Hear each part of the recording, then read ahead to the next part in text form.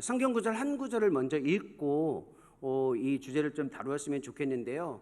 제가 일부러 이렇게 핸드아웃을 드리지도 않았고 또 이렇게 뭐 형식적으로 뭐 시험 보는 것도 아니잖아요, 그렇죠? 또 꼭 뭐 준비를 해야 되는 거 요청하지 않았기 때문에 성경을 가지고 오신 분은 피셔도 되고요. 그렇지 않으신 분들은 그냥 귀로 들으셔도 상관은 없습니다.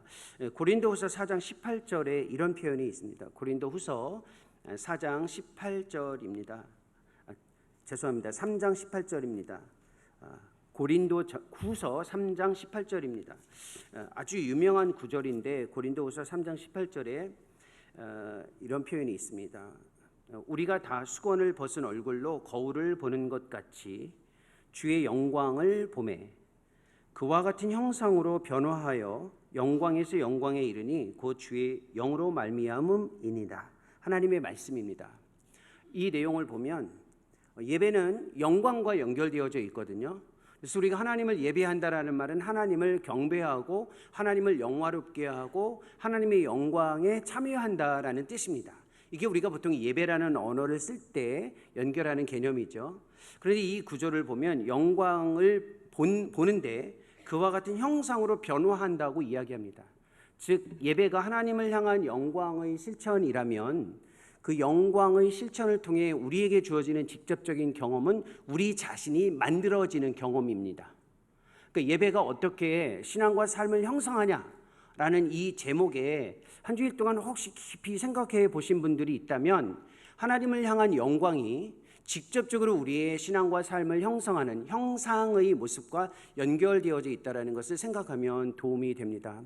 마지막 저희가 이제 계속해서 2주씩 하나의 주제로 강의를 듣고 이번이 이제 8번째 마지막인데 마지막 여러분들이 생각하고 정리할 수 있는 이 모든 내용을 이 주제가 다 담아내지는 못하지만 그래도 지난주에 이어서 가야 하기 때문에 제가 간략하게 조금 복습을 하고 이 주제를 좀 다루도록 하겠습니다. 혹시 지난주에 안 오셨는데 이번 주에 처음 오신 분, 그러니까 지난주에 안 오셨는데 이번 주에만 오신 분 혹시 계신가요?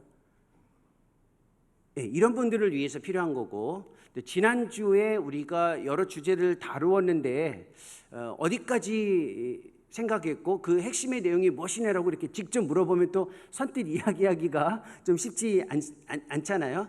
그래서 우리에게는 항상 복습을 하면 좀 도움이 될 수 있습니다. 예배에서 가장 중요한 것이 하나님과 하나님을 믿는 인간, 즉 우리들이 인격적인 관계를 구축해서 우리의 삶이 형성되는 것이라고 이야기했는데 여기에서 가장 중요한 것이 내가 누구인지, 내가 어떤 사람인지를 확인하는 겁니다. 좀 전에 말씀드렸던 것처럼 예배의 핵심은 하나님을 향한 영광과 경배인데 그 영광과 경배는 우리의 모습이 만들어지는 것과 직접 연결되어져 있습니다. 하나님을 예배하면 그 예배함의 모습이 우리의 모습을 형상화해 나가는데 내가 어떻게 형상화되는지를 확인할 수 있는 방법은 내가 누구인지를 정확하게 이해하는 겁니다. 그래서 지난 시간에 이 부분을 조금 이야기하다가 이렇게 시간의 압박을 받아서 제가 그때 잘 몰랐거든요. 그래서 이렇게 거의 서두르다시피 해서 마무리를 지었는데 내가 누구인지를 알려면 내가 무엇을 갈망하고 있는지를 확인하는 것이 아주 중요합니다. 예수님께서 사람들에게 던진 첫 번째 질문이 있습니다. 우리도 신앙생활 하다 보면 우리 편에서의 질문이 있는데 예수님도 우리를 향한 질문이 있습니다. 그 첫 번째 질문이 무엇이냐면 요한복음 1장 38절에 나와 있는 내용인데 너희가 무엇을, 이거 화면에 나와 있잖아요, 그렇죠? 구하느냐입니다. 이 질문을 한번 생각해 보신 적 있으신가요? 너희가 무엇을 구하느냐라는 말은 무엇을 원하느냐, 무엇을 마음속에서 갈망하느냐입니다. 예수님이 우리를 향해서 던진 첫 번째 질문이에요. 중요한 질문보다 첫 번째 질문이라는 데 의미가 있습니다. 너희가 무엇을 생각하느냐, 너희가 무엇을 알고 있느냐, 너희가 무엇을 확신하느냐를 물으신 것이 아니라 너희가 무엇을 구하느냐, 갈망하느냐를 물었습니다. 지난 시간에 이 이야기 한 거 기억나시나요? 이야기를 안 했군요. 요 앞전에만 이야기하고 마무리를 지었군요.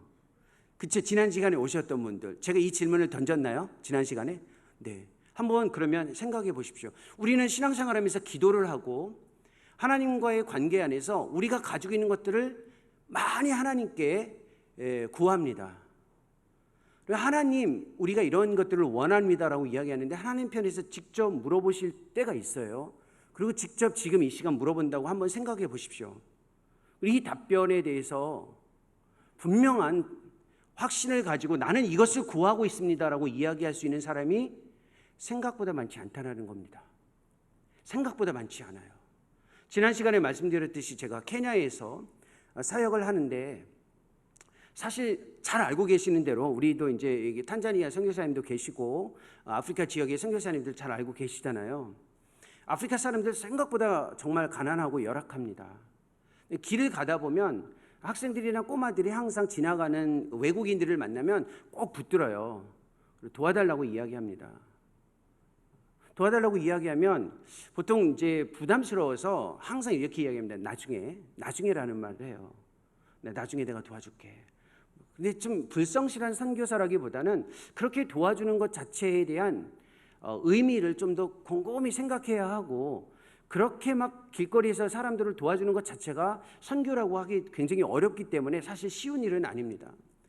제가 근데 그 부담을 많이 갖고 있다가 이런 아이들의 요청을 내가 이렇게 언제까지 다음에라고 이야기할까, 그렇게 하지 말고 좀 도움을 좀 줘야겠다 싶어서 현찰을, 미국 돈이죠, 이거 가지고 이렇게 좀 준비를 하고 저를 잡는 학생에게, 그 학생이 여지없이 그 길을 가면 만나거든요. 저에게 제 옷깃을 딱 잡고 도와달라고 하는 겁니다. 그래서 제가 돌아서서 이야기했습니다. 얼마나 도와줄까? 얼마나 도와줄까 물었습니다. 근데 지금도 기억나죠? 이 아프리카의 젊은 아주 학생인데 이 학생이 순간적으로 당황한 눈빛이에요. 그동안 많은 사람들이 갈 때 도와달라고 하면 그냥 다 뿌리치고 다음에라고 했는데 돌아서서 직접 물어봤거든요. 얼마나 도와줄까? 내가 뭘 원하냐 물어봤습니다. 이 학생이 이 젊은 아주 어린 아이가 얼마를 이야기했을 것 같으세요? 한번 생각해 보세요. 얼마를 이야기할까? 순간적으로 머리가 계속 돌아가는 겁니다. 내가 얼마를 이야기해야 될까? 근데 고작 이야기하는 게 저에게 이렇게 합니다. 1불을 얘기해요. 1불. 저는 주머니에 100불짜리 몇 장을 가지고 있었습니다. 이 아이에게 내가 좀 도와줘야겠다. 근데 딱 1불을 이야기하는 겁니다. 여러분이 하나님 안에서 하나님을 갈망하는 자들, 예배하는 자들로 지금의 삶의 자리에서 예수님이 지금 찾아와서 묻습니다. 네 마음속에서 원하는 것이, 갈망하는 것이 무엇이냐? 이게 인격적으로 우리가 갈망하는 것에 우리를 향한 예수님의 직접적인 답일 수 있습니다. 이때 예수님이 저는 이것을 원합니다 라는 그 분명한 예수님 편에서 정말 흡족할 만한 답을 가지고 있는 사람이 생각보다 없습니다. 예배, 가장 중요한 건 마음의 갈망이 무엇인지를 확인하고 예수 그리스도께서 원하시는 그 갈망을 구체화해 나가는 실천이 바로 예배라는 것입니다. 이게 요한복음 마지막 장 예수님께서 비슷한 질문을 자기 자신을 따르는 제자들에게 던진 질문과 연결되어져 있습니다. 이때는 질문이 조금 바뀝니다. 뭐라고 이야기하냐면 네가 나를 사랑하느냐라고 물었습니다. 그렇죠? 부활하신 예수님께서 제자들에게 다가가서 특히 베드로에게 물었습니다. 바요나 시몬아, 네가 나를 사랑하느냐? 3번 물으셨습니다. 1장과 마지막 장을 생각해 보십시오. 예수님이 진짜 원하셨던 것이 바로 여기에 있습니다. 예수님이 자신을 갈망하고 있느냐입니다. 그러니까 우리의 답은 사실은 있어요. 내 마음속에서 갈망하는 것이 예수님인가? 예수님을 이용하는 것이 아니라 내 마음속에서 정말 즐거움의 대상으로 갈망하고 있는가? 이걸 물어본다는 겁니다. 예배, 정말 바람직하게 예배하고 있는 자들은 이 질문이 무엇인지 정확하게 이해할 수 있습니다. 말씀드렸죠. 요한복음 4장에 나오는 사마리아의 여인을 생각해 보십시오. 지난 시간에 제가 이 사마리아 여인 이야기하고 갔나요? 이것도 이야기하고 가지 않을 정도로 정신이 없었군요. 요한복음 4장에 보면 사마리아 여인이 나오는데 이 여인에 관한 이야기는 성경 전체에서 기독교 예배와 관련해서 가장 중요한 구절입니다. 요한복음 4장 이 18절에 이런 질문이 주어집니다. 남편과 관련된 이야기를 하자. 예수님이 이렇게 말씀하셨죠. 네가 과거에 있었던 5 남자도 네 남편이 아니고 지금 있는 남자도 네 남편이 아니다라고 이야기했습니다. 그러자 이 여인이 어떻게 답변했습니까? 잘못했습니다라고 이야기하지 않고 당신은 참 선지자다라고 4장 19절에서 답변합니다. 이건 너무 유명한 구절이기 때문에 굳이 찾아가지 않습니다. 생각해 보십시오. 이 사마리아 여인, 어떤 여인이라고 생각되십니까? 신앙생활 수십 년 하시면서 요한복음 4장에 나오는 이 사마리아 여인을 수도 없이 들어보셨을 것입니다. 수가성 여인이죠. 이 여인에게 예수님께서 다가가셔서 남편의 문제를 이야기하고 이 여인의 고백을 들은 다음에 이 여인이 정말 마음속에 무엇이 있는지를 알고 있었습니다. 근데 먼저 이 여인에게 참 진리를 가르치셨던 예수님께서 확증하신 것이 하나 있습니다. 이 여인이 어떤 여인인지를 보여준 겁니다. 여러분들이 생각할 때 이 사마리아의 이 수가성 여인은 어떤 여인입니까? 남편 5에 지금 있는 남자도 남편이 아니다. 저기 결혼하지 않으신 학생 지난주에도 오셨었나요? 거기 안경 쓴 학생? 예, 엄마랑 위치를 바꾸셨네요. 지난번에는 엄마가 바깥쪽에 앉으셨는데 제가 조금 부담을 드려서 죄송한데 그래도 그 우리 학생 아직 결혼 안 하셨죠? 예, 이 수가성 여인 이야기는 들어보셨죠? 이 여인 어떻게 생각되세요? 좀 불쌍하다. 인생을 어떻게 이렇게 살았을까? 이런 생각이 좀 드시죠? 남편 5도 진짜 남편이 아니었고 지금 있는 사람도 남편이 아니래요. 느낌이 어때요? 참 어떻게 이런 삶을 살 수 있을까? 이런 생각이 좀 드시죠? 저 학생은 정말 지극히 정상적으로 사람을 헤아릴 수 있는 좋은 마음을 가지고 있는 자매님이세요. 근데 이 여인은 우리가 쉽게 생각하는 것처럼 부도덕하고 부정한 여인은 아니에요. 그렇죠? 왜 그럴까요? 당시에 결혼과 관련해서는 여성이 선택할 수 있는 어떠한 권한도 없었던 문화였습니다. 그러니까 결혼과 관련해서 배우자를 결정할 때에 여성이 할 수 있는 일은 아무것도 없었던 시대의 한 사람이었다라는 겁니다. 그러면 이 여인은 어떤 여인이죠? 희생된 여인이에요. 자기 의지와는 상관없이 문 남성들에 의해 상처를 받고 힘겹게 살아가는 여인이에요. 그래서 그리심산에서 예배할 수도 없었고 예루살렘에는 더더욱 못 갔고 많은 사람들이 활동하지 않는 아주 뜨거운 정오에 우물가에서 홀로 물을 기르러 온 여인입니다. 이 여인은 수치의 여인인 것처럼 보여질 수 있고 부도덕한 여인인 것처럼 보여질 수 있었지만 한 가지 위대한 점이 있었던 여인입니다. 그것이 무엇이냐면 마음속에서 하나님을 향한 갈망을 가지고 있었다라는 겁니다. 그것을 예수님이 알고 있었습니다. 그래서 이 여인에게 이야기합니다. 그리심산이나 예루살렘이 아니라 영과 진리로 하나님을 예배할 수 있다. 그것에서 참 진리를 얻어야 한다. 그것에서 네 삶에 온전한 풍요로움을 다시 회복해라라고 새로운 삶을 전환시켜 주셨습니다. 무슨 말인가요? 우리가 우리 주변에 있는 사람들이 사회적으로 아니면 환경적으로 여러 가지 시선에 의해서 우리를 제한시킬 수 있습니다. 기독교인으로 살아가는 것 얼마나 힘들고 어렵습니까? 삶의 자리에서 내가 얼마나 많은 제약을 받고 있습니까? 여러 가지 한계를 경험하죠. 일부러 악하게 살지 않아도 우리를 향한 순치검, 우리를 향한 따가운 시선, 우리를 향한 비판적인 소리가 우리를 감싸고 있습니다. 건드릴 수 없는 하나가 있어요. 그게 무엇인가요? 우리 마음속에 있는 갈망입니다. 여러분 안에 있는 갈망은 여러분 옆에 있는 사람도 건드릴 수 없습니다. 수십 년 여러분과 함께 살아왔던 배우자도 부모님도 자녀도 건드릴 수 없는 것이 여러분 안에 있는 갈망입니다.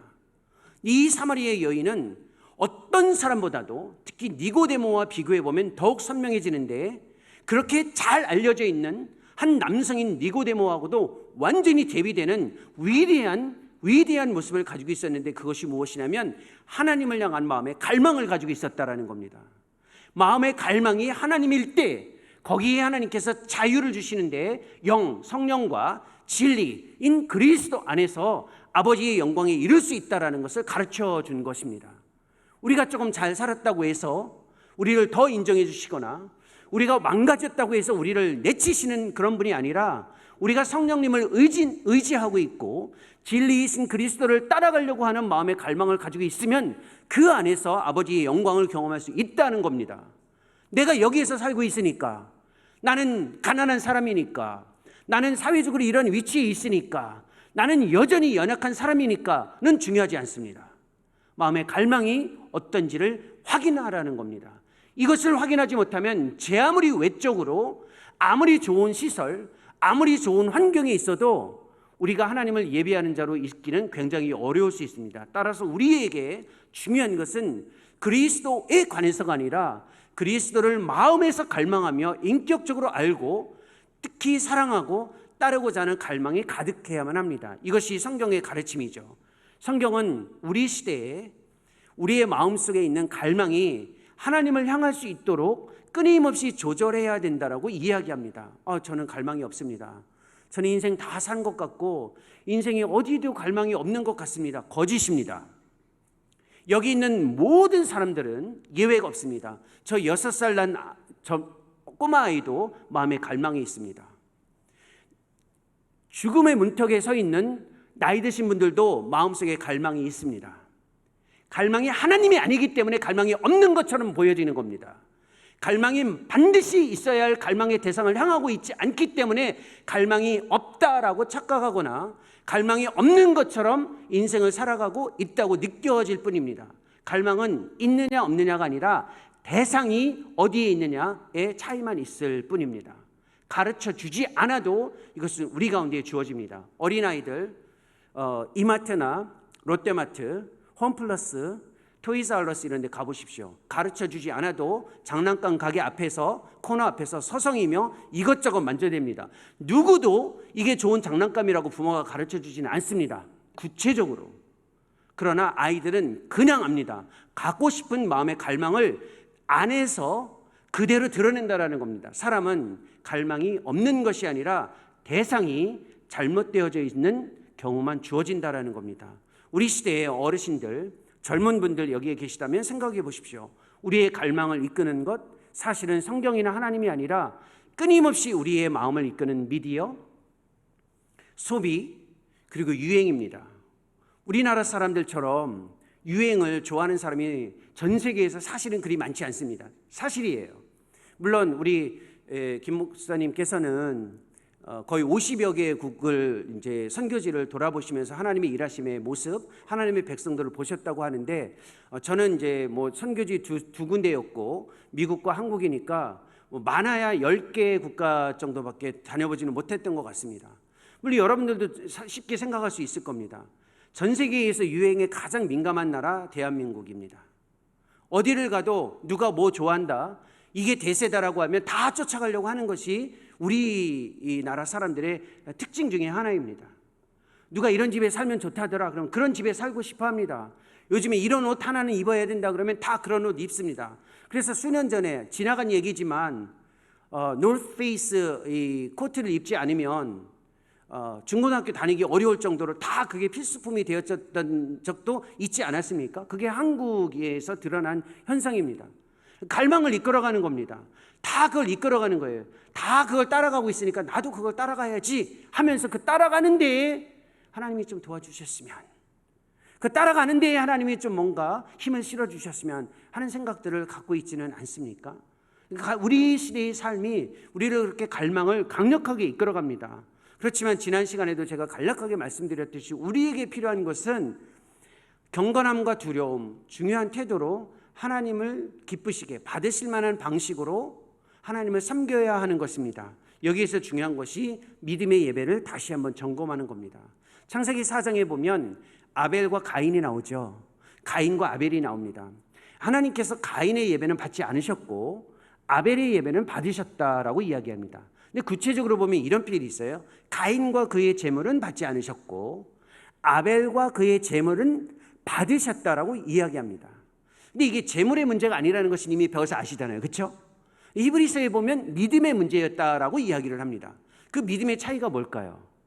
가인의 믿음과 아벨의 믿음이 차이가 있는데 그 믿음의 차이 때문에 하나님께서 그들이 드린 제물, 예물, 곧 예배를 받기도 하고 받지 않으시기도 하셨다라는 겁니다.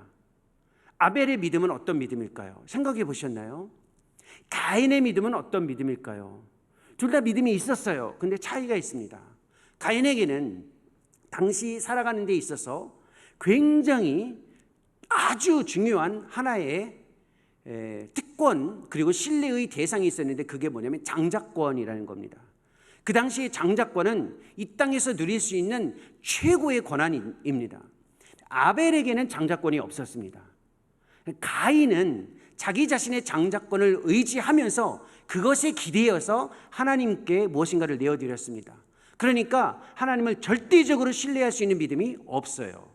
하지만 아벨은 달랐습니다. 이 땅에서 자기가 가지고 있는 무엇이 부분적으로 있었지만 절대적으로 의존할 수 있는 것이 없다라는 것을 삶에서 드러낸 사람입니다. 믿음의 대상 하나님을 전적으로 의존하고 있느냐, 아니면 내가 또 다른 무엇인가를 의존하면서 하나님을 살짝 의존하고 있느냐, 그 차이에 있다라는 겁니다. 마음의 중심에서 우리는 그걸 알 수 있습니다. 믿음의 예배라는 것은 하나님을 믿는다라는 것이 아니라 하나님을 전적으로 의존하고 신뢰하느냐의 문제입니다. 여기서 중요한 것이 하나 있습니다. 하나님은 예배를 받으실 때에 특별한 방식, 제물을 통해서 우리를 받지는 않으십니다. 우리를 받으실 때에 우리가 내어드리는 제물과 방식을 받으신다라는 겁니다. 그러니까 하나님이 받으시는 특별한 방식에 참여만 하면 내가 받아들여지는 게 아니라 내가 받아들여질 때 내가 내어드리는 방식, 내가 참여하는 방식, 내가 하나님께 내어드리는 표현, 이런 것들을 받으신다라는 겁니다. 그래서 예배와 예배자와 예배의 방식을 구분하는 겁니다. 여기서 믿음의 예배에서 진짜 중요한 것이 하나 있습니다. 결단하는 우리 자신을 너무 의존하지 않는 겁니다.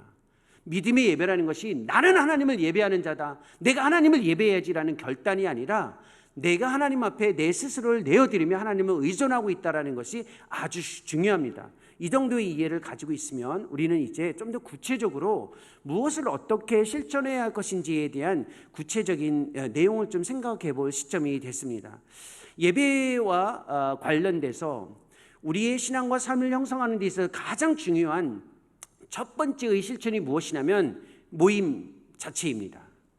예배 실천의 가장 중요한 것이 구체적인 경험인데, 모임은 공동체가 함께 하나님 안에서 하나님의 임재를 경험하는 출발입니다. 다른 어떤 구성 요소나 방편, 예를 들면 말씀, 기도, 찬양, 이러한 것들이 주어지기 전에 모임 자체가 우리 스스로에게 하나님의 위대한 역사를 경험하게 하는 가장 중요한 토대입니다. 그래서 히브리서 10장 25절에 이런 표현이 있습니다. 모이기를 패하는 어떤 사람들의 습관과 같이 하지 말라라고 하는 중요한 표현이 나옵니다. 모이기를 패하는 어떤 사람들의 습관. 그러니까 당시 이 히브리서를 처음 들어야 하는 독자들의 상황을 좀 생각해 볼 필요가 있습니다. 초대교회라고 생각하시면 되는데, 초대교회에 모이기를 패하는 어떤 사람들의 습관이 있었습니다. 기독교인들도 모였는데 기독교인들이 아닌 다른 사람들도 모였거든요. 차이가 있어요. 그 믿음의 차이가 뭐라고 생각하세요? 모임의 차이가 똑같이 모였어요. 근데 기독교인의 모임과 다른 종교의 모임의 차이가 하나 있어요. 그게 뭐냐면, 다른 종교는 특별한 일이 있을 때 신의 도움이, 그들이 믿는 신의 도움이 필요할 때만 모였습니다. 그러니까 내가 뭔가 꼭 필요한 일이 있을 때만 신에게 가는 거예요. 요즘으로 말하면 점집에 가거나 아주 중요한 일을 앞두고 뭔가 신비적인 능력을 필요로 할 때, 그때 모였다라는 겁니다. 그게 어떤 사람들의 습관이었습니다. 기독교인들은 달랐습니다. 뭔가 아주 절박한 일이 있을 때뿐만 아니라 평시, 그리고 항상 어떤 일이 명확하게 주어지지 않아도 모이는 것 자체가 규칙적이고 고정적이고 반복적으로 이루어진 그 방식에 참여했습니다. 그게 그리스도인의 모임이었습니다. 그러니까 밖에 있는 사람들이 볼 때는 이상한 겁니다. 너는 왜 아무 일도 없는데 모여서 너희가 믿는 신에게 무엇을 하느냐라고 물어본 겁니다. 거기에 흔들린 겁니다. 내가 특별한 일이 없으면 모임에 참석하지 않아도 되는구나, 교회에 가지 않아도 되는구나, 공동체의 모임에 없어도 되는구나, 이 생각을 하는 그 습관에 흔들리는 사람들이 많아지기 시작한 겁니다. 오늘날도 그렇지 않나요? 예배라는 단어가 가지고 있는 개념이 너무 포괄적이에요. 삶이 예배다, 아니면 집회도 예배다, 아니면 주일 공예배도 예배다, 다 예배다라고 생각합니다. 그래서 지난 시간에 말씀드렸잖아요. 삶이 예배니까 모이는 것 자체는 중요하지 않다. 그게 아니라 모이는 것 안에서 주어지는 실천 자체는 무엇인가를 꼭 해야만 중요한 건 아닙니다. 그것 자체가 의미를 가지고 있습니다. 그래서 우리가 믿는 신앙의 토대를 구축한 칼빈이 이런 표현을 했습니다. 공동체의 모임은 하나님의 말씀에서 정한 규례이고 우리의 그 경험, 공동체의 모임의 경험은 그것, 즉 모임의 필요성을 확증한다라고 이야기합니다. 잘 이해가 되지 않더라도 이 뜻은 그겁니다. 모이는 것 자체가 우리의 신앙의 유익, 우리의 삶을 형성하는 출발이라는 겁니다. 가정에서도 마찬가지입니다. 가정이 되려면 식구들이 집으로 나갔다가 반드시 들어와서 함께 있어야 그걸 가정이라고 이야기합니다. 아이가 학교를 간다고 갔는데 돌아오지 않아요. 그럼 뭐예요? 이거 어려운 질문은 아닌 것 같은데, 아이가 아침에 학교를 갔는데 저녁이 돼도 돌아오지 않아요. 그럼 뭐죠? 사고가 난 거죠. 아니면 가출한 거예요. 가족 자체가 어떤 의미를 가지고 있습니다. 그렇게 되면 완전히 가족 자체가 어떻게 되는 거예요? 그렇죠? 가족이 와해되고 걱정뿐만 아니라 파괴되고 그때부터 가족 자체가 가족으로서의 의미를 상실한다는 겁니다. 모임, 공동체의 모임 자체는 우리의 예배의 가장 중요한 출발이에요. 뭘 해서 중요한 게 아니라 모임 자체의 의미가 있다라는 겁니다. 그러니까 아이들이 학교에 갔다가 저녁 때 집에 오면 뭐 하라고 하지 마시고 감사하셔야 돼요. 야, 너 어디 갔다 왔니? 뭐 해라, 이렇게 너무 하지 마시고요. 집에 돌아오는 것 자체로도 감사하셔야 된다는 거예요. 남편이 출근했다가 들어오는 것, 이게 감사한 거예요. 아내가 밖에 볼 일이 있어서 나갔다가 들어와서 자리를 지켜주는 게 감사하는 거예요. 아무것도 아닌 것, 여기에서 출발한다는 겁니다. 이것이 없으면 다른 일은 다 불가능해요. 그러니까 예배를 잘하기 위해 예배에 참여의 가장 중요한 실천이 바로 이 모임의 자체의 실천적 중요성을 확신하는 겁니다. 두 번째, 만약에 모임의 중요성을 확증한다면 생각할 것이 있습니다. 제가 지난 시간부터 계속해서 이야기하고 있는 강조점입니다. 하나님에 대해서 아는 것을 하나님을 아는 것과 동일시하셔서는 안 됩니다. 내가 하나님에 관해서 뭔가 좀 안다고 하나님을 안다고 착각하지 마십시오. 하나님과 직접 인격적으로 알아가는 시간과 과정, 경험을 빠뜨리고 하나님에 관한 지식 몇 줄 가지고 내가 하나님을 알았다라고 단정해서는 안 됩니다. 내가 하나님과의 관계 안에서 삶을 형성하려면 생각보다는 몸으로 익힌 실천이 더 중요합니다. 실제로 내가 어떤 사람인지를 말할 때에는요, 내가 생각하는 것보다 평소에 몸으로 보여지는 것 자체가 훨씬 더 중요합니다. 내가 어떤 모습으로 살아가고 있는지 습관에 주목할 필요가 있습니다. 그래서 내가 어떤 습관을 가지고 있는지 이 습관을 만들기 위해서 훈련하는 것이 중요해요. 아이들도 이 삶을 형성하기 위해서 12년이라는 시간 동안 학교를 갑니다. 정해진 시간 학교에 갔다가 집으로 돌아옵니다. 이 자체의 습관이 디스플린, 즉 훈련이 돼가지고 그렇게 해도 쉽게 만들어지지 않습니다. 군대도 그냥 쉽게 하지 않고 정확한 방식의 시간의 리듬을 따라 삶의 방식을 고정한 훈련으로서의 습관을 가지고 있습니다. 그래서 내가 예배하는 자가 되려면 생각에 집중하기보다는 삶의 방식, 루틴이라고 일컬어지는 습관에 주목해야만 합니다. 우리 시대의 삶을 위해 내가 어떤 습관을 가져야 될까? 만약에 의도적으로 노력하지 않으면 우리 시대가 우리를 이끌어가는 습관에 우리가 지배를 받습니다. 어쩌면 여기 계신 분들의 일부 분들은 다는 아니시겠지만 습관이라는 언어 자체가 부정적으로 느껴질 겁니다. 습관적으로 하지 말아라. 이거 부정적인데 부정적이지 않고요. 사실은 습관은 굉장히 긍정적일 뿐만 아니라 힘을 가지고 있는 표현입니다. 내가 평소에 이 습관을 가지고 있으면 정말 위기 상황이 주어져도 그 습관이 나를 이끌어갈 때가 있습니다. 코로나가 찾아왔을 때 평소에 기도하던 사람은 평소에 계속 기도해왔기 때문에 코로나 때문에 기도하지 못하는 것이 아니라 그 습관의 방식을 따라서 계속 기도할 수 있었습니다. 예배하는 것도 마찬가지였죠. 평소에 내가 어떤 습관을 가지고 있느냐가 우리가 누구인지를 결정합니다. 그런데 만약에 여기에 주목하지 못하면 우리 시대에 우리의 삶을 지배하는 여러 습관들에 우리가 따라갑니다. 내가 누구인지, 내가 어디에 속해 있는지 세 가지의 그림을 제가 보여드리겠습니다. 첫 번째는 스터디 카페입니다. 우리 시대의 습관을 이끌어나가는 가장 중요한 하나의 공동체가 되어버렸습니다.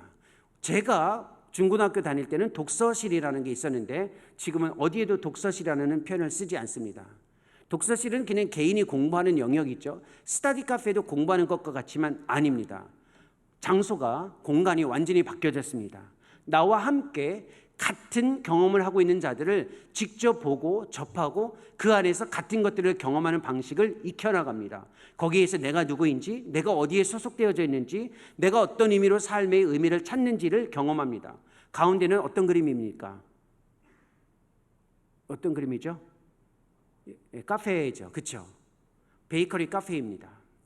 제가 2000년대 초반에 유학을 갔다가 선교지를 거쳐서 한 3년 전에 한국에 들어왔는데 놀란 현상이 바로 여기에 있습니다. 전 국토의 베이커리 카페화입니다. 대한민국 어디를 가도 베이커리 카페가 모든 곳을 지배하고 있습니다. 이전에는 미용실, 교회가 많았다면 이제는 바로 이 베이커리 카페가 전 국토에 구체적으로 들어가 있습니다. 좋은 장소, 사람들이 괜찮아하는 장소, 도시 중심, 주변, 시골 구분이 없습니다. 근데 오해는 하지 마십시오. 베이커리 카페는 좋은 곳입니다. 제가 말씀드리고자 하는 건 뭐냐면 왜 이런 현상이 우리 가운데 나타나는가입니다. 사람들은 그곳에서 함께 먹고 마시고 나누고 삶을 함께 이야기합니다. 그리고 우리가 함께 인생을 걸어가고 있다라는 치유와 회복을 경험합니다. 베이커리 카페는 단순히 빵을 먹고 단순히 커피를 마시는 곳이 아니라 내 삶이 어디에 속해 있고 무엇에 의미를 두고 있고 함께하는 자들과 함께 치유와 회복을 경험하는 장소로 우리에게 영향을 미치고 있다라는 겁니다. 근데 사실은 이게 초대교회의 공동체의 모습 아닙니까? 함께 떡과 잔을 나누고 그리고 신앙의 이야기를 나누면서 내가 어디에 속해 있는지 어떻게 삶을 회복할 수 있는지를 경험했던 곳이 바로 베이커리 카페였습니다. 그러니까 교회 공동체가 이 일을 하지 못하면 사회에서 하는 이런 것들에만 그냥 표면적으로 쫓아갑니다. 세 번째, 조금 어려울 수 있습니다. 특히 나이 드신 분들은 별로 관심이 없으니까. 세 번째, 피트니스라고 하는데 정확하게 피트니스는 아니고요. 크로스핏이라고 이야기합니다. 크로스 트레이닝과 피트니스가 결합된 장소인데 우리 시대의 직업 중에 가장 주목받고 있는 직업 중에 하나가 뭐냐면 운동 지도사입니다.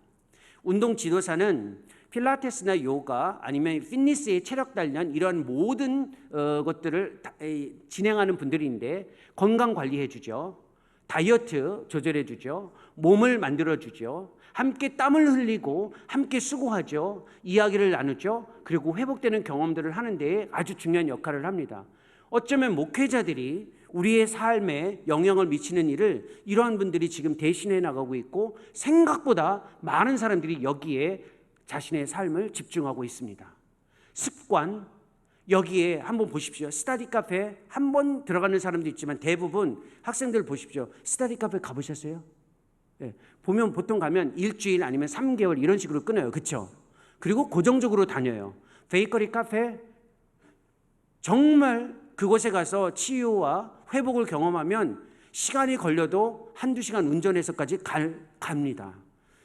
이 피트니스 단회적으로 가는 사람은 없습니다. 최소 3개월 아니면 6개월입니다. 시간 단위로 이끌어가는 이유가 있어요. 습관을 만들기 위해서 그러는 겁니다.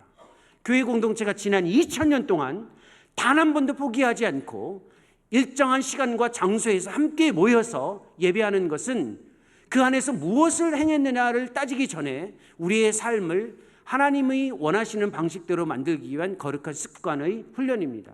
이것과 관련해서 우리가 생각해야 할 굉장히 중요한 내용이 있습니다.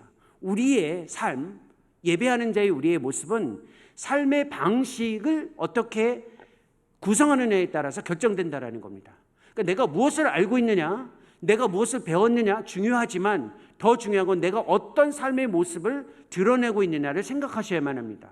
그 삶의 방식을 이끌려면 일정한 규칙이 중요한데 그 규칙은 삶의 모든 구성 요소들을 지배하는 겁니다. 단순히 내가 말씀을 읽었느냐 정도가 아니라 언제 일어나느냐, 어떤 옷을 입고 있느냐, 언제 잠을 자느냐, 밥을 언제 먹느냐, 그리고 잘 때는 어떤 모습으로 자느냐, 삶의 모든 구성 요소들을 다 하나님과 연결시키는 겁니다. 나는 몇 시에 일어나고, 식사는 언제 어떻게 하고, 언제 쉬고, 언제 밥을 먹고, 언제 또다시 잠자리에 들고, 이러한 모든 것들을 다 구체적으로 하나님과 연결시키는 것이 중요합니다. 여기에서 반복과 규칙이 중요한 겁니다. 그래서 내가 그리스도인이 되려면 딱 정해져 있는 수요일 오전, 금요일 저녁, 주일 아침 교회 예배 공간에 들어가서 무엇인가를 하면 내 삶이 결정된다라고 생각하시면 안 됩니다. 그것은 중심일 수 있지만 삶의 모든 영역에서 내 삶이 어떤 방식으로 이루어지는지를 생각하고 그것을 조금씩 조절하는 데 노력해야만 합니다. 그래서 일상의 반복적인 실천이 특별한 방식으로 주어지는 것보다 훨씬 더 우리의 삶에 중요합니다. 엄마가 매일 집에서 해주는 밥이 밖에서 한 달에 한 번 먹는 외식보다 자매님의 건강에 더 중요해요. 그렇죠? 아무리 좋은 음식 한 번 먹어도 그것이 건강에 물론 약간의 유익은 있습니다. 하지만 어제 아주 비싼 뷔페를 먹었더라도 오늘 이 되면 다시 아침 한 끼 앞에 선 어제의 뷔페가 별 의미가 없습니다. 물론 덜 배고플 수는 있지만 그건 어제의 식사예요. 근데 우리의 건강을 위해서는 뭐가 중요하냐면 특별한 외식이 중요한 게 아니라 평소의 식사가 더 중요해요.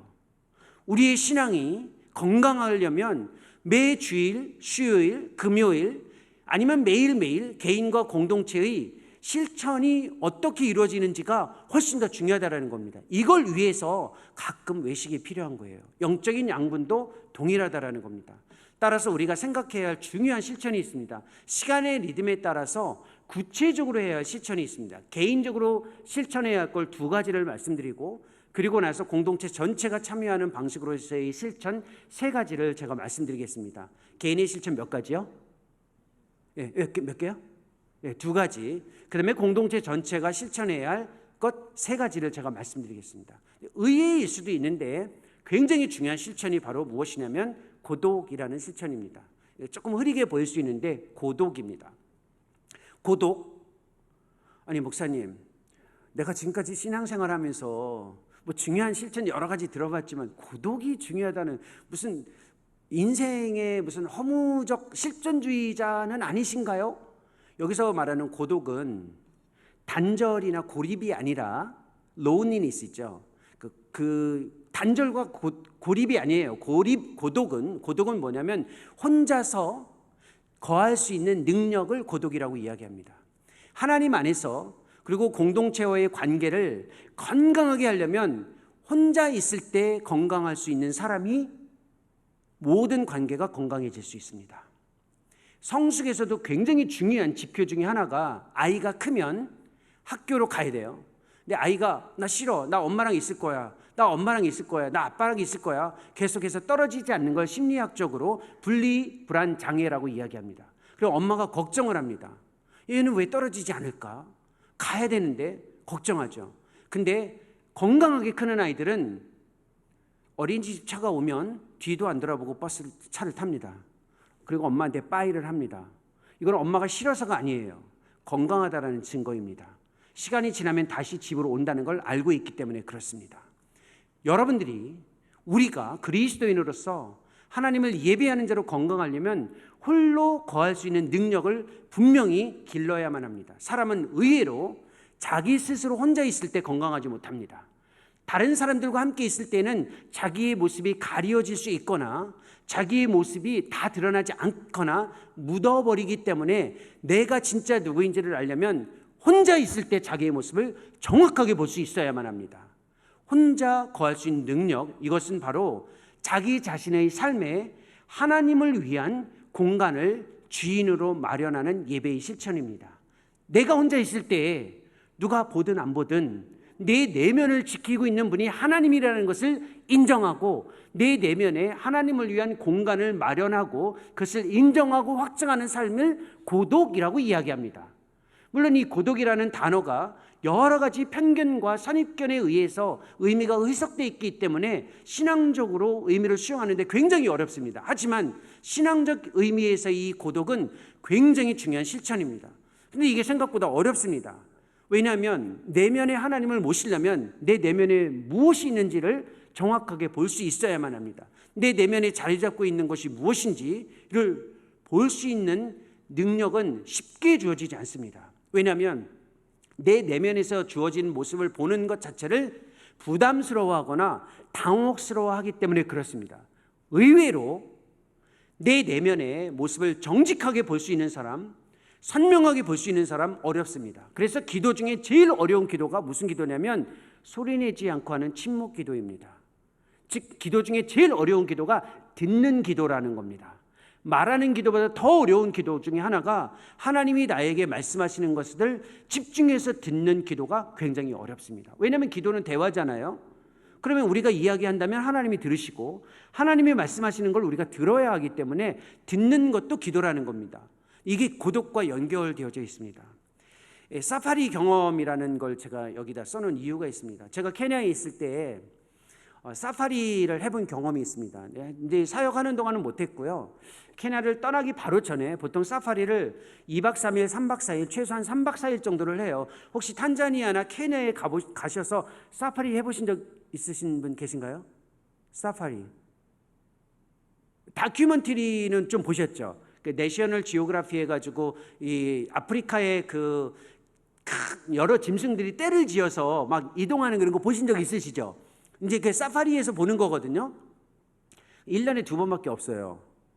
그러니까 그걸 보려면 1년에 2번 시간을 맞춰서 가야 되는데 보통은 그런 사파리를 볼 수가 없어요, 사실은.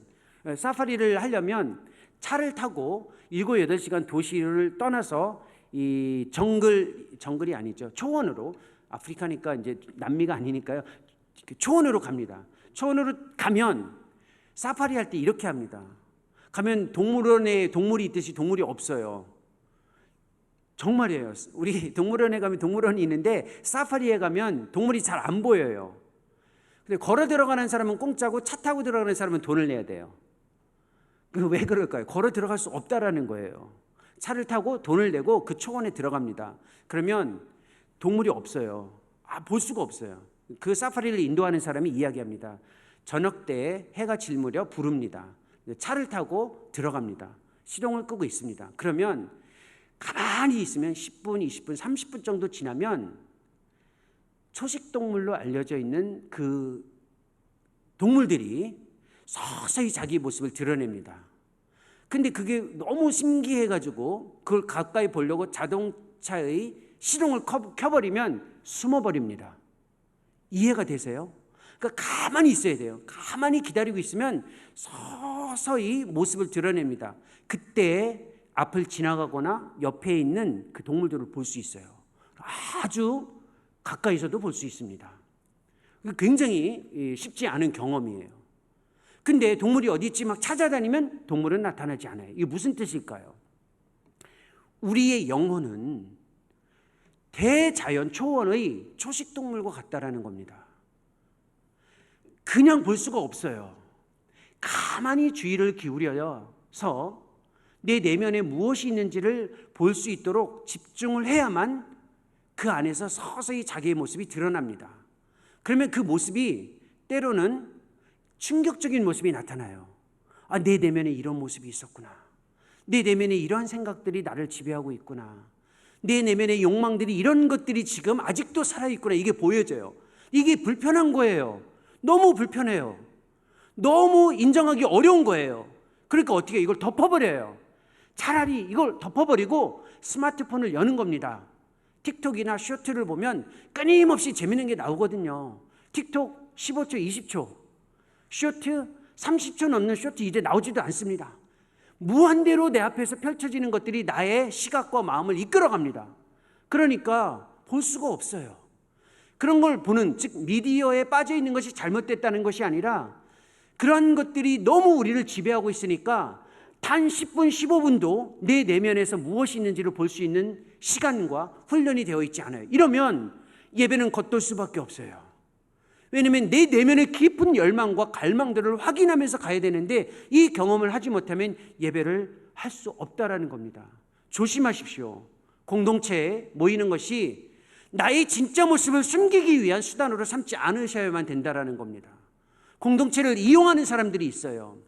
이 안에서만 괜찮으면 된다라고 생각하면서 혼자 있을 때 병들어 있는 사람이 생각보다 많다라는 겁니다. 우리 내면에 얼마나 정말 우리 스스로의 연약한 모습이 있는지를 확인하셔야만 됩니다. 두려워하지 마십시오. 왜 두려워하지 말아야 되냐면 예수 그리스도는 우리가 괜찮은 사람일 때만 우리를 받아 안으시는 게 아니고 우리의 있는 모습 그대로를 받아 안아 주시는 분이에요. 그러니까 내가 정직하게 이러한 모습을 가지고 있다는 것을 예수 그리스도 앞에 정직하게 고백하는 것이 예배의 핵심이라는 겁니다. 우리는 너무 괜찮아야만 하나님이 받아주실 것이다라는 착각을 하고 있으니까 이 고독 실천을 못하는 거예요. 공동체를 망가뜨리는 사람들이에요. 내 스스로 망가져 있으면서 공동체 안에서 그냥 괜찮을 것이다라고 그냥 움직이는 사람들이 너무 많을 때 공동체가 무너진다라는 겁니다. 남들과 떨어지는 것을 불안해하지 마시고 다시 내가 공동체에 건강하게 들어가기 위해 홀로 있을 때에 하나님 앞에서 내가 어떤 사람인지에 대한 정직한 훈련을 하셔야만 합니다. 이게 아주 중요한 실천입니다. 두 번째는 안식입니다. 안식은 이제 구분하셔야 되는데 주일, 즉 안식일이라고 알려져 있는 주일을 성수하라는 의미가 부분적일 뿐이고 안식이라는 실천 자체를 삶에서 구체화해 나가는 것이 아주 중요합니다. 이 안식을 위해서 굉장히 중요한 실천 중에 하나가 뭐냐면 시간에 대한 이해를 신앙적으로 갖는 겁니다. 히브리 사람들은 시간의 리듬이 우리와 달랐습니다. 창세기 1장에 보면 하나님이 세상을 창조하시면서 하루의 이 단위를 구분하실 때 이런 표현을 씁니다. 저녁이 되고 아침이 되니 하루가 되었더라. 그렇죠? 출발이 아침이 되어 저녁이 되었으니 하루가 되었더라는 표현이 안 나왔어요. 배우셨죠? 저녁이 출발이고 아침이 이 마무리예요. 하나님 편에서 그렇습니다. 왜 저녁이 출발이에요? 저녁 때는 우리가 뭐 하는 시간이죠? 자는 시간이에요.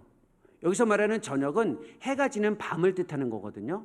저녁 시간은 잠자는 시간이에요. 근데 그게 출발이라는 거예요. 우리가 잠자는 동안 우리는 뭘 하죠? 아무것도 하지 않아요. 잠자는 건 죽음을 연습하는 겁니다. 우리가 잠을 잘 때마다 죽음을 연습하는 거예요. 근데 다음 날 눈을 뜰 거라는 거 어떻게 알아요? 지금까지 계속 눈을 떴으니까 내일도 뜨겠지 라는 생각을 가질 수 있지만 잠을 자러 들어가면서 내일 눈을 뜰 수 있다는 것을 보증할 수는 없어요. 눈이 떠지니까 뜨는 거예요. 그렇죠? 정직하게 이야기하면 왜 이것이 중요할까요? 우리가 잠을 자는 동안 그때 하나님이 일을 시작한다는 겁니다. 우리가 아무것도 하지 않는 저녁, 밤 시간 동안 하나님은 열심히 일을 하시고 아침이 되었을 때 우리가 눈을 뜨면 이미 하나님이 하고 계신 세상에 우리가 들어가서 참여하라는 초청의 의미로 받아들여야 된다는 겁니다. 여기에서 안식의 의미가 주어집니다. 안식이라는 것은 우리의 삶에서 아무것도 하지 않으며 하나님이 하고 계시는 일을 눈으로 보고 확인하는 것, 그리고 그것이 안식의 핵심이다라는 겁니다. 일을 하지 않는 것은 안식의 부분이지만 안식에서 정말 중요한 실천은 뭐냐면 아무것도 하지 않으면서 아무것도 하지 않는 것 자체로 끝나는 것이 아니라 그때 하나님이 어떤 일을 하고 계시는지를 보고 내게 주어진 아침은 하나님이 해오시는 일에 대한 참여로 받아들이는 겁니다. 그래서 히브리 사람들은 신앙의 정체성을 장소로 따지지 않고 시간의 리듬으로 따랐습니다. 그래서 우리가 누구인지를 알려면 시간의 리듬에 따라서 살아가는 사람이 되어야만 합니다. 장소의 사람이 아니라 시간의 사람이 되어야 된다는 겁니다. 이 장소에서만 그리스도인이 아니고 시간의 흐름에 따라서 내가 하나님이 원하시는 삶을 살아가는 것이 아주 중요합니다. 이것을 위한 구체적인 실천은 이렇습니다. 죽음에 들어가는 바로 잠자리, 즉 잠을 자는 그 훈련은 일단 멈춘다라는 겁니다. 멈추어서 관찰하고 정확하게 응시하는 거죠. 그리고 듣고 이해하고 하나님의 일하심을 적극적으로 동참하고 거기에 참여하기 위한 실천이 안식입니다. 사실은 아무것도 하지 않는 것은 안식의 출발이에요. 그러니까 워라벨과 구분하셔야만 합니다. 젊은 사람들이 요즘에 워라벨이라는 단어를 많이 써요. 일과 쉼에 대한 균형이 중요하다. 쉼은 일에 대한 보상이다라고 이야기합니다. 그게 이제 워라벨의 개념인데, 기독교인은 워라벨을 이야기하지 않습니다. 기독교인은 워라벨보다 더 중요한 안식을 이야기하는데, 안식은 쉬는 것이라는 점에서는 공유하지만 차이가 있어요. 하나님이 어떤 일을 하고 계시는지에 대한 응시가 있어야 안식이 될 수 있다는 겁니다. 아무것도 하지 않는 것이 아니라 아무것도 하지 않는 이유가 뭐냐면, 아무것도 하지 않으면서 하나님이 진짜 무슨 일을 하고 계시는지에 대한 분명한 응시와 관찰이에요. 그래서 예배, 주일날 함께 모여 예배하는 일은 세상에서 우리가 하는 일을 멈추고 함께 모여 하나님이 어떤 일을 하고 계시는지를 듣고 보고 이해하고 그걸 확신하며 다시 세상에서 살아가는 겁니다. 매주 주일날 목사님께서 말씀을 전해주시죠. 이 말씀을 듣고 기도하고 살아가는 이 실천, 안식의 가장 중요한 핵심 실천이 예배인이 이유가 여기에 있습니다. 왜냐하면 안식하면서 하나님의 일하심을 보고 이해하려면 예배를 통해서 주어지는 말씀과 그 하나님의 어떤 일하심에 대한 선포의 내용을 반드시 보고 배워야 하기 때문에 그렇습니다. 그래서 안식의 실천이 예배이고, 예배가 안식의 전부는 아니지만 안식에서 가장 중요한 실천이다라는 것을 이해할 수 있습니다. 그래서 안식에 대한 개념을 좀 포괄적으로 이해하십시오. 고독은 우리 내면에 하나님을 초청하는 실천이지만, 안식은 우리가 하나님의 일하심으로 들어가는 실천입니다. 훨씬 더 포괄적인 실천이죠. 하나님을 초청하면 고독, 하나님의 초청에 들어가면 그건 안식이라는 겁니다. 하나님의 일하심이 중요한 이유가 있어요. 하나님의 일하심에 대한 이해 없이 이 세상에서 어떤 일도 할 수 없다는 확신을 가지셔야만 합니다. 요한복음 11장에 보면 나사로라는 사람이 나옵니다. 어떤 사람이죠? 그렇죠. 죽었어요. 근데 다시 살아났죠. 마리아와 마르다의 오라버니 이 나사로는 예수님이 특별히 사랑했다라고 알려져 있습니다. 그렇죠. 예수님이 정말 사랑했어요. 요한복음 11장의 이 내용을 읽어 나가시다가 좀 의아한 것이 있지 않나요? 이 마리아와 마르다가 이 나사로가 죽게 되어가지고 보내요, 예수님한테. 근데 예수님이 그 소식을 듣고 어떻게 반응했냐면, 그래, 내 사랑하는 나사로가 죽게 되었다고 당장 가서 보자 라고 하지 않으셨어요. 그렇죠? 이틀 동안이나 다른 곳으로 유해서 갔다, 돌아갔다라는 표현이 나옵니다. 이해가 되세요, 권사님? 답변하지 않으셔도 돼요. 생각만 해보십시오. 아니, 우리 장로님은 이해가 되시나요? 쉽게. 우리 목사님이 목회하시다가 성도님이 위급하다고 연락을 이렇게 하시면 목사님 어떻게 하시나요? 당장 오시죠, 그죠? 당장 오셔서 기도해 주시죠. 만약에 정말 멀리 있어서 못 오실 상황이 되면 전화로라도 기도해 주실 거예요. 그렇죠? 우리 권사님, 우리 집사님, 우리 형제님, 자매님, 그래 제가 지금 너무 멀리 왔는데, 그게 목회 아닌가요? 그게 이 사랑하는 자에 대한 마땅한 반응 아닌가요? 근데 예수님이 왜 돌아가셨어요? 이틀이나 안 왔어요. 이틀이나. 내가 아프다고 하는데 그 무슨 생각할까요? 나를 사랑하시는 게 거짓인가? 왜 그러지? 저 같으면 섭섭할 것 같아요. 예수님이 돌아가셨어요. 이틀이나 안 갔어요. 당장 안 가셨어요. 왜 그랬을까요?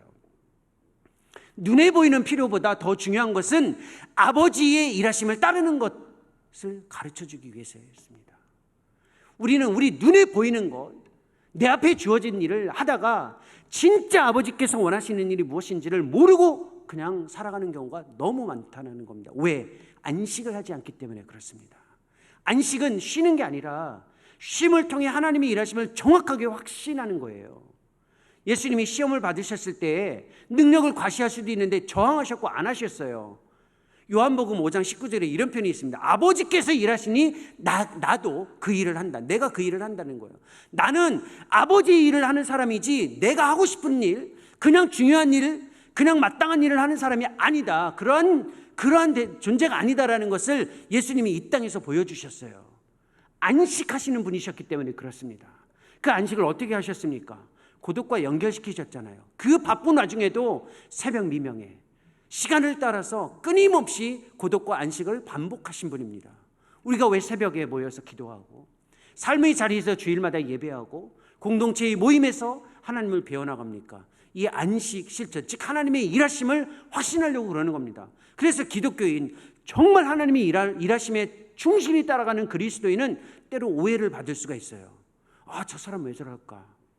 그러니까 그게 고집이 아니려면 늘 항상 안식하셔야 돼요. 그래야 아버지의 일하심을 볼 수 있어요. 그리고 그 일에 참여하실 때 하나님의 능력이 선명하게 나타날 수 있다라는 겁니다. 그러니까 이 안식이 굉장히 중요한 실천임을 확인하십시오. 신앙의 리듬, 그러니까 시간의 리듬에 따라서 신앙생활을 해나갈 때 하루의 일과를 하나님과 함께 보내는 굉장히 중요한 가르침을 17, 18세기 매튜 헨리라는 장로교 목사님이 쓰신 책이 있습니다. 이게 영어로 나와 있는데 이 책이 번역됐습니다. 최근에 생명의 말씀사에서 하나님과 함께 하루를 시작하고 하루를 보내고 하루를 마무리하는 이 굉장히 중요한 내용을 담아낸 책인데 이 책이 번역되어 있으니까 참고로 보셔도 돼요. 근데 꼭 사실 필요는 없습니다. 그냥 제가 설명해 드리는 내용만 이해하셔도 충분합니다. 이 책의 핵심 내용이 뭐냐면 시간의 리듬을 따라 하나님과 함께하는 삶을, 즉 예배자의 삶을 하루의 단위에서 적용해 나갈 때 어떻게 하나님과 하루를 함께 시작할 건지, 보낼 것인지, 또 하나님과 함께 마무리할 것인지에 대한 이 실천의 가르침이 나옵니다. 시편 5편 3절에 보면 하루를 하나님과 함께 시작할 때 기대와 간구로 시작해야 된다라고 이야기합니다.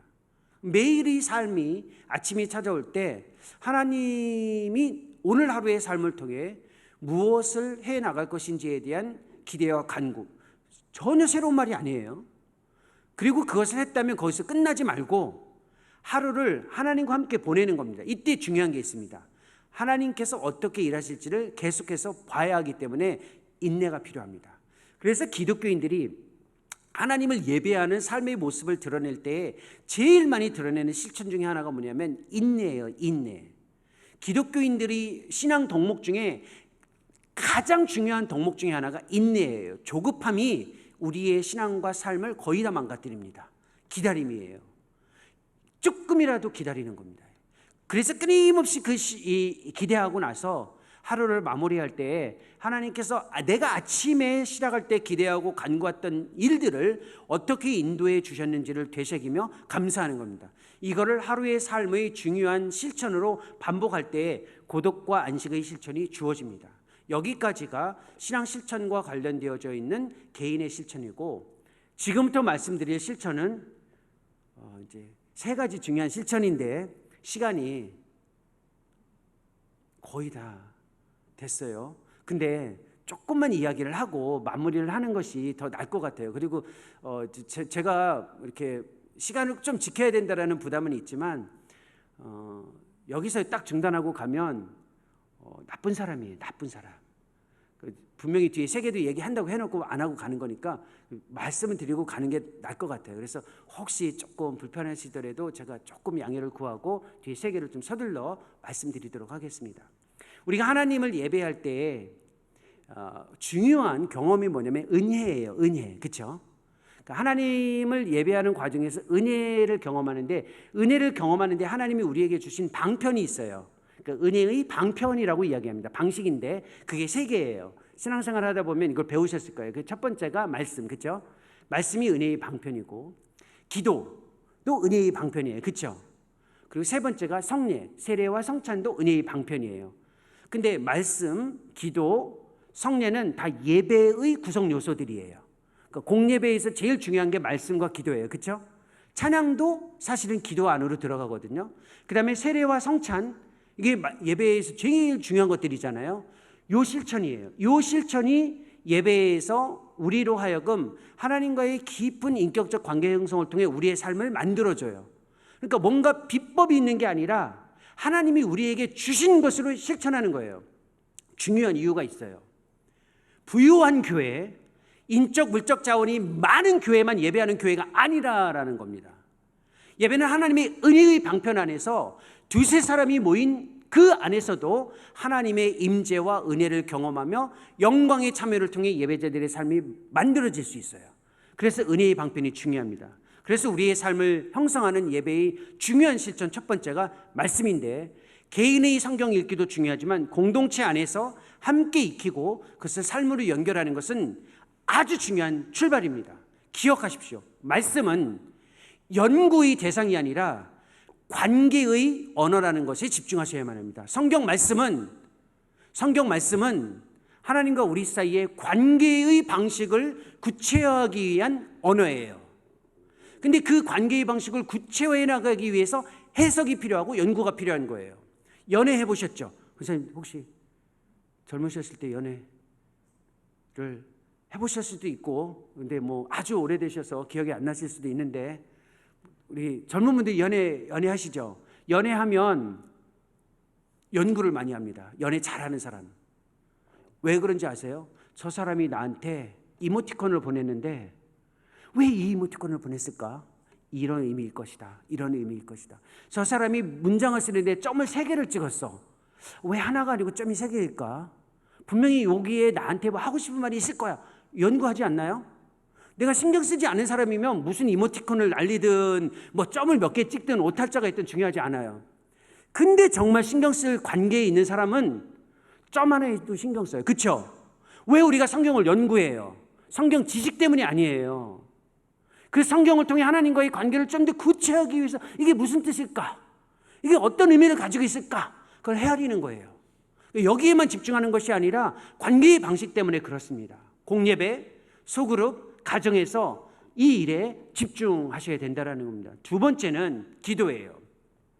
기도도 역시 우리의 삶을 형성하는 데 있어서 아주 중요합니다. 우리 시대의 가장 큰 우려 중에 하나가 뭐냐면 신앙의 언어가 없어지는 거예요. 신앙의 언어가 없어요. 그래서 우리의 언어가 굉장히 빈약합니다. 제일 힘든 게 뭔지 아세요? 살아있는 음성으로 대화하는 게 이제 제일 어렵습니다. 함께 모여도 대화하지 않잖아요. 대화는 텍스트로만 하잖아요. 서로 우리 스마트폰 열고 그 안에서 그룹 채트만 하잖아요. 거기서 뭐 문자만 주고받잖아요. 그러니까 살아있는 음성으로 대화하는 걸 잘 못해요. 그러니까 하나님과의 대화가 없는 거예요. 그러니까 언어가 빈약하죠. 굉장히 어렵습니다. 가정에서 부모님과 자녀들 함께 있죠. 그렇지만 언어를 쓰지 않아요. 그러니까 살아있는 음성을 잘 안 쓴다라는 거예요. 다 메시지로 주고받아요. 심지어는 집안에서도 서로 얘기를 못해요. 밥 먹을 때 스마트폰 보고 있잖아요. 함께 얘기를 못해요. 그래서 신앙을 가르치는 사람들이 7분을 참으라고 이야기합니다. 스마트폰 끊고 밥 먹을 때 7분만 참아봐라. 7분만 참을 수 있다면 얘기할 수 있다라는 겁니다. 대화를 할 수 있다라는 겁니다. 음성으로. 7분이 중요해요. 그만큼. 7분 동안 스마트폰을 안 보고 지낼 수 있는지 한번 훈련해 보십시오. 어렵습니다. 아마 7초만 돼도 다시 볼 거예요. 아마. 물론 7초는 더 가겠죠. 신앙의 언어는 정말로 중요합니다. 하나님 나라의 백성이라면 언어를 익히셔야 돼요. 제가 선교지에 있을 때 제일 힘들었던 게 우크라이나에서의 경험입니다. 우크라이나는 영어를 쓰지 않기 때문에, 물론 참고로 영어를 그렇게 잘한다는 뜻은 아니에요. 물론 의사소통은 하지만 뭐 이렇게 여러분이 생각할 정도로 그렇게 여러분이 어떻게 생각하는지 모르니까 그 정도보다는 잘할 수 있을 거예요. 아마 혹시. 근데 그 영어가 아니고 러시아어나 우크라이나 언어를 해야 되거든요. 근데 그 언어를 구사를 못하는 거예요. 아직도 기억합니다. 물건을 사가지고 계산 안 하려고 슈퍼마켓에 들어가가지고 났는데 그 아주머니가 저의 눈을 쳐다보는 겁니다. 어쩌라고. 저도 그래서 어쩌라고 그랬어요. 그랬더니 황당한 듯이 아무 소리도 못하니까 자기가 그 싹 다 가져다가 가격표를 붙여가지고 왔습니다. 그리고 계산하는데 도와줬어요. 그때 알았어요. 말 한마디도 못하는 내가 어떤 사람인지. 하나님 나라에 들어왔는데 하나님 나라에 언어가 없어요. 하나님 나라에 속한 자녀들이라면 내가 하나님 나라의 백성이라는 언어를 익히고 있어야 돼요. 그게 기도예요. 그 언어를 교회에서 가르칠 때, 익히라고 할 때 반드시 익혀야만 합니다.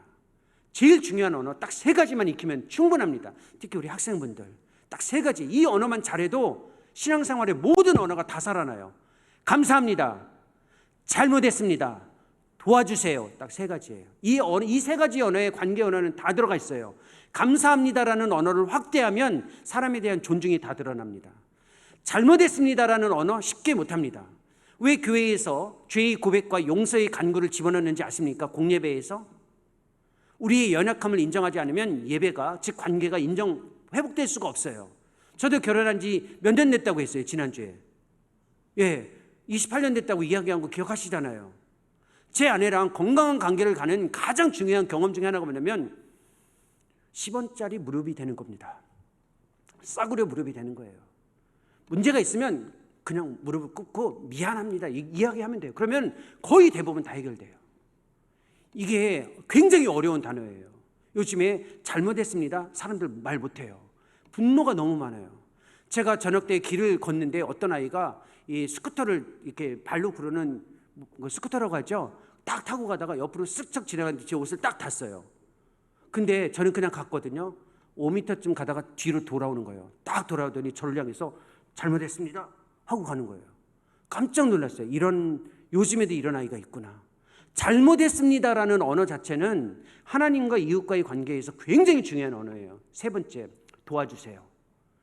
전혀 새로운 게 아니에요. 도와주세요. 좀 도와주세요. 이것도 건강한 사람들만이 할 수 있는 정말 정직한 고백이라는 겁니다. 이 세 가지 언어를 하나님 나라의 언어의 구체적인 언어로 발전시키는 것이 예배 실천에서 중요해요. 예배에는 이것으로 가득합니다. 예배의 언어는 이것으로 다 결정체가 들어가 있습니다. 세 번째, 성례예요. 어렵죠. 세례와 성찬입니다. 세례는 세례식으로 끝나는 게 아니라 내가 그리스도 안에서 받아들여지고 있다는 것을 삶 전체에서 경험하는 겁니다. 세례는 단회적으로 끝나지 않습니다. 평생이 세례예요. 저녁마다 샤워하실 때 생각하십시오. 오늘도 그리스도께서 내 몸을 새롭게 씻겨주시는구나. 샤워할 때 딴 생각하지 마시고 빨리 씻고 나가야지 하지만 그냥 주님이 나를 이렇게 씻겨주시는구나 직접 경험하시면서, 물론 교회의 세례 예식을 무시하라는 게 아닙니다. 세례의 의미를 늘 생각하고 있으라는 겁니다. 더 큰 은혜가 있어요. 성찬은 그리스도께서 우리 안으로 들어오시는 거잖아요. 떡과 잔을 통해 우리가 그리스도를 경험하는 거예요. 내 안에 계신 그리스도를 끊임없이 확신하라는 겁니다. 초청이 아니라 확증하고 계셔야 돼요. 부른다고 해서 오시고 안 부른다고 해서 안 오시는 게 아니라 우리 안에 계신 그리스도를 늘 인지하고 받아들이는 것, 주인으로 인정하는 이 삶, 이것 자체가 성례의 핵심입니다. 그러니까 성찬은 예식을 통해서 삶과 연결되어질 수 있어야 한다는 겁니다. 이 세 가지 경험을 통해 우리의 공예배는 새로워질 수 있습니다. 따라서 앞으로 주일 공예배, 개인의 삶에서 드리는 예배에서 고독과 안식, 말씀, 기도, 성례라는 이 방식을 삶의 중요한 실천이라는 것을 받아들이시고 하나님 앞에 나아가시면 공예배, 개인 예배, 가정 예배의 이 모습을 통해 우리의 삶이 조금 더 하나님이 원하시는 모습으로 형성될 수 있으리라 확신을 합니다. 여러분의 삶에 이런 은혜가 변함없이 가득하기를 소망합니다.